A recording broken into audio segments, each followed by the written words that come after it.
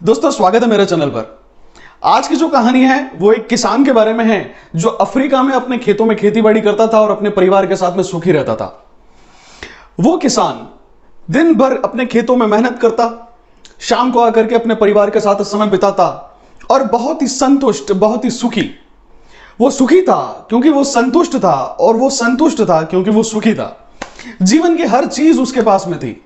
एक जमीन थी, बच्चे थे, परिवार था, छोटी सी आवश्यकताएं थी, मेहनत करता, आवश्यकताएं पूरी हो जाती, अच्छा जीवन, एक सुखी संपन्न संतुष्ट जीवन चल रहा था।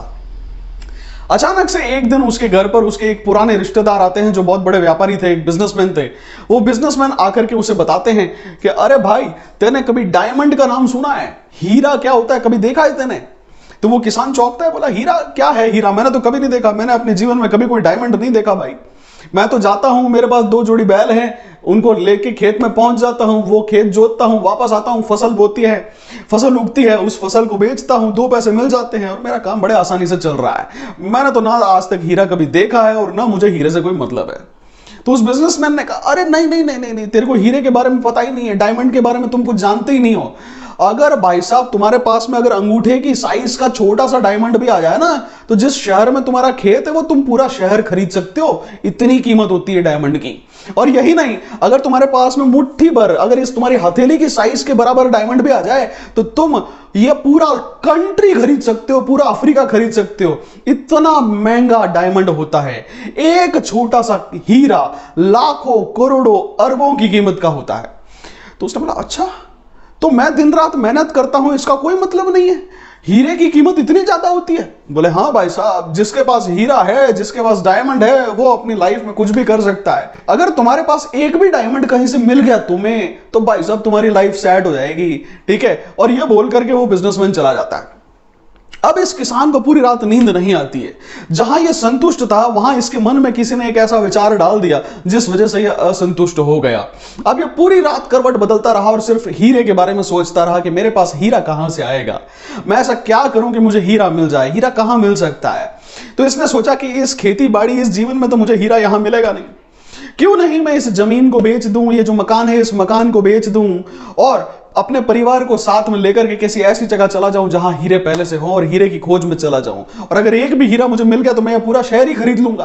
तो ये सोच करके अगले दिन उसने एक दूसरे किसान को अपना खेत बेच दिया, अपना मकान जो है वो भी उस किसान को बेच दिया, अपना सब कुछ उस किसान को बेच करके वहां से अपने परिवार के साथ हीरे की खोज में निकल पड़ा। वो शहर शहर, गांव गांव, देश देश घूमता रहा, भटकता रहा, कहीं हीरा मिल जाए, नदियों में, पहाड़ों में, झरने में, पानी के नीचे, अलग अलग जगह उसने यात्राएं की, मेहनत की, प्रयत्न किया, देखा, कोशिश की कि क्या मुझे हीरा यहां मिल सकता है या नहीं मिल सकता है। सालों बीत गए भाई साहब, सालों बीत गए, लेकिन उसको हीरा कहीं नहीं मिला।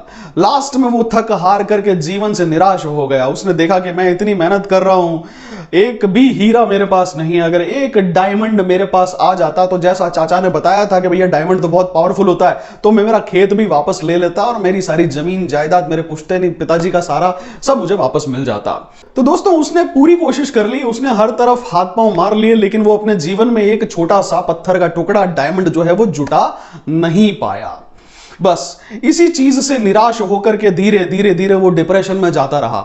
उसे अपनी गलतियों का एहसास हुआ। उसके पास खेत था, बिक गया, उसका अपना मकान था, बिक गया, उसका परिवार सुखी था, संपन्न था, आज वो परिवार दर दर की ठोकरें खा रहा है। अब वो अपने बच्चों के साथ खेलता था, मस्त था, लेकिन अब उसे डायमंड की और हीरे के पीछे जिंदगी उसने अपनी हीरे के पीछे खपा दी थी और अब वो अपने बच्चों के लिए भी अच्छा समय नहीं निकाल पाता था। करते करते करते उसके दिमाग में नेगेटिविटी और डिप्रेशन इतना हो गया कि एक दिन उसने सुसाइड कर ली, मर गया। अब हम लोग चलते हैं कि उस खेत का क्या हुआ, जिस खेत को उसने किसी दूसरे किसान को बेच दिया था। जिस किसान को उसने खेत बेच दिया था वो दिन रात मेहनत करता, हल जोतता, अपना पसीना बहाता और खेतों को पानी देता।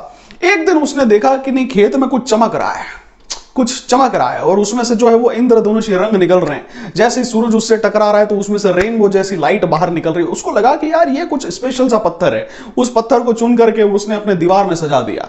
जिस घर में वो रहता था उस घर में एक दीवार में उसने सजा दिया। अचानक से वही चाचा, वही अंकल घूमते फिरते वापस आए और उन्होंने देखा कि यहां तो कोई और रहता है, अब वो कोई और है। तो उसने पूछा कि भाई साहब वो हमारा भतीजा आ गया क्या वापस? बोले नहीं नहीं नहीं, वो तो अब नहीं है, वो तो चला गया। ठीक है, तो बोले अच्छा ये क्या चमक रहा है तुम्हारी दीवार पे? तो बोले भाई साहब ये कोई पत्थर है, मुझे अपने खेत में पड़ा हुआ मिला है, मुझे अच्छा लगा, चमकीला पत्थर है, मैंने लाके लगा दिया। कि भाई साहब ये पत्थर नहीं है, ये पत्थर नहीं है, ये हीरा है, हीरा। तो बोले ठीक है, होगा हीरा, मुझे क्या मतलब, मैंने तो आज तक कभी हीरा देखा नहीं है ना। अगर इसको हीरा बोलो, डायमंड बोलो, पत्थर बोलो, मेरे लिए तो सब एक जैसे हैं, मैं तो सुखी हूं भैया, मुझे जो मिल रहा है मैं उसमें सुखी हूं। जब उसके बिजनेसमैन चाचा ने, वो जो अंकल थे, उन्होंने ये बताया कि देखो ये हीरा होता है और इसकी इतनी सी वैल्यू है और ये सारी चीजें हैं, तो उसको ये रियलाइज हुआ कि नहीं वाकई उसको खेत में बहुत अच्छी चीज मिल गई है। वो टोकरी लेकर के खेत की ओर भागे और जब उन्होंने और छानबीन की और खेत को खोदा तो पाया कि नहीं ऐसे वहां पर भरे पड़े हैं भाई साहब, वो पूरे हीरे की खदान निकल गई। खेत को जैसे जैसे खोदते थे अंदर से हीरे बाहर आने शुरू हो गए और वो पूरा का पूरा टोकरा भर करके हीरे वहां से लेकर के आ गए। अब ये कहानी तो यहां पे खत्म हो जाती है, लेकिन जीवन की शिक्षा यहां से शुरू हो जाती है दोस्तों।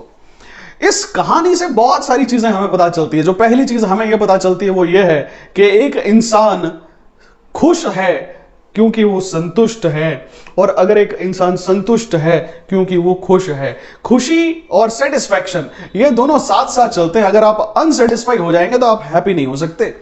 अगर आप कमियों के पीछे भागेंगे, जो है उसकी वैल्यू नहीं करेंगे, अगर आप कमियों के पीछे भागेंगे फिर आप अपना आगे का सारा जीवन अभाव में ही निकाल देंगे। अगर एक व्यक्ति जो उसके पास है अगर वो उससे खुश हो जाता है, सेटिस्फाई हो जाता है, तो शायद वो लाइफ में आगे तरक्की भी कर लेगा। अब सेकंड सीख जो यहां से मिलती है वो ये है कि हर व्यक्ति को दूसरे की थाली में घी ज्यादा नजर आता है। हर व्यक्ति ये सोचता है कि मैं तो असंतुष्ट हूं, मेरे पास किसी चीज की कमी है, सामने वाला मुझसे ज्यादा सुखी है, उसके पास में कोई चीज ऐसी है जो मुझसे ज्यादा है। फ्रेंड्स, अगली सीख जो यहां से मिलती है वो ये मिलती है कि कोई भी अपॉर्चुनिटी जो होती है उसके लिए हमें दर दर भटकने की जरूरत नहीं है। कई बार अपॉर्चुनिटी हमारे पास में होती है, हमारे सामने ही होती है, लेकिन हम उसकी तलाश में दूर दूर तक निकल जाते हैं। समस्या के हल को अगर थोड़ा सा सोचने से हल किया जा सकता है तो हम पता नहीं कितनी अनावश्यक गहराई में चले जाते हैं। इतनी गहराई की आवश्यकता नहीं होती है। सिर्फ खुशियों को, छोटी छोटी खुशियों को जो आपके सामने है उसे आप ढूंढना सीखिए। तो जो अपॉर्चुनिटीज होती हैं वो हमारे सामने होती हैं, हमें उसके लिए दर दर भटकने की जरूरत नहीं है। आपकी काबिलियत आपके पास है, आपके सामने है, आपके गुण आपके पास हैं, आपको अलग अलग दिशाओं में भटकने की जरूरत नहीं होती है। अगली जो शिक्षा यहां से मिलती है दोस्तों वो ये मिलती है कि एक अपॉर्चुनिटी एक ही बार आती है। अगर कोई मौका हाथ से निकल जाए तो वही मौका वापस दोबारा हाथ में नहीं आएगा। यह भी हो सकता है दोस्तों के लिए अगली बार कोई अपॉर्चुनिटी आए लेकिन वही वाली सेम अपॉर्चुनिटी वापस आ जाए लाइफ में, ये कोई जरूरी नहीं है। जिस समय जो मौका मिले उसको उसी समय भुनाना चाहिए। अगर कोई चीज आपके सामने है, कोई अपॉर्चुनिटी आपके पास में है, उस अपॉर्चुनिटी को आप देखिए और उसको तुरंत पकड़िए। अगली चीज, और ये बहुत महत्वपूर्ण सीख है दोस्तों, मुझे तो ये पर्सनली बहुत मैं इससे प्रभावित होता हूं, वो ये है संसार में जीवन से अधिक मूल्यवान कोई वस्तु, कोई पत्थर, कोई हीरा, कोई डायमंड नहीं हो सकता है। अगर आपने अपना जीवन त्याग दिया और आपको अमूल्य रत्नों की प्राप्ति हो गई और आप बहुत अधिक धनवान व्यक्ति हो गए तो ऐसा जीवन क्या काम का? किस काम आएगा वो पैसा? आप अपने ऊपर, अपनी हेल्थ पर, अपनी लाइफ पर, अपनी हैप्पीनेस को फर्स्ट प्रायोरिटी दीजिए। हम हमारी प्रायोरिटीज हमेशा सेकेंडरी रखते हैं। हम जीवन की वैल्यू नहीं करते हैं, हम रिश्तों की वैल्यू नहीं करते हैं, हम प्यार, समाज, हैप्पीनेस की वैल्यू नहीं ढूंढते हैं। हम हैप्पीनेस किस में ढूंढते हैं? सक्सेस में ढूंढते हैं। हम ऐसा सोचते हैं कि पैसा आ जाएगा तो मैं खुश हो जाऊंगा, पैसा आ जाएगा तो मैं सुखी हो जाऊंगा। ऐसा नहीं है दोस्तों, आप सुखी हो जाओगे तो शायद पैसा आ भी जाए। इसलिए बहुत जरूरी है कि जो भी आपके पास है आप उसकी वैल्यू करें। आपकी अपॉर्चुनिटीज जो सराउंडिंग में है उस पर आप जाएं। जो भी चीज है हमेशा दूसरों से कंपैरिजन में मत जाएं। कई बार हम लोग जो है वो दूसरों से कंपैरिजन में चले जाते हैं। दूसरों से कंपेयर नहीं करना है और अपनी लाइफ में खुद आगे बढ़ना है। यही आज का मोटो है दोस्तों। आज की कहानी यहीं पर हम लोग समाप्त करते हैं और मैं इसी तरह की वीडियोस आप लोगों के लिए लाता रहता हूं। जिन लोगों ने चैनल अभी तक सब्सक्राइब नहीं किया है कर दीजिए। Thank you, have a nice day.